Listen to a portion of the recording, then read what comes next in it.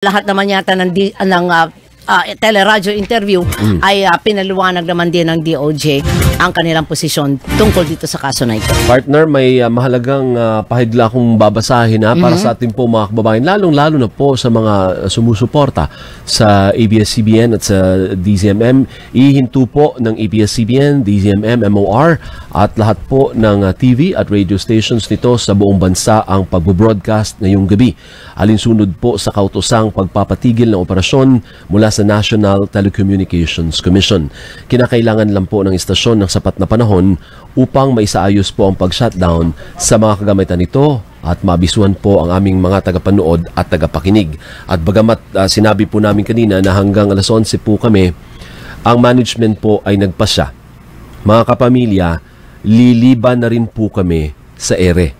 In other words, mawawala na po kami sa ere sa ngayon, mga oras na ito. Kaya maraming salamat po sa inyong suporta. Doris, magpapaalam na tayo. Si Alvin L. Chico po ito.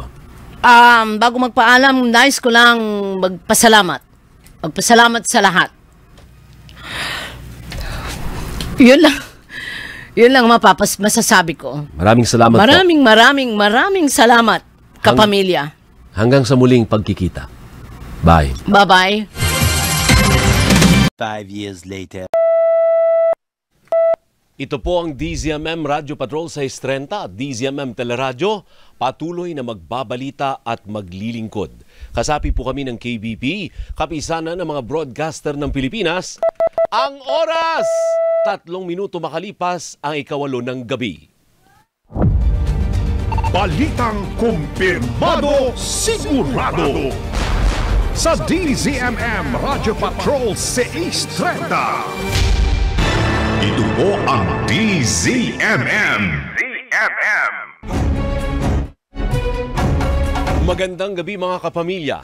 Isang makasaysayang pagbabalik ng nangungunang himpilan sa radyo, sa kauna-unahang radyo sa telebisyon. Isang pangalan na naging bahagi ng bawat tahanan, bawat biyahe sa lansangan, bawat kwento ng sambayanan. Hindi kailanman nawala ang boses ng paninindigan at paglilingkod. Ito po ang DZMM Radio Patrol 630 at DZMM Teleradyo. Mga balitang kumpirmado, sigurado, patuloy na magbabalita at maglilingkod. Maglilingkod ng tapat, magbabalita ng totoo, kapamilya ng bawat Pilipino saan man sa mundo. Ako po si Alvin L. Chico. Muli maraming salamat po mga kapamilya.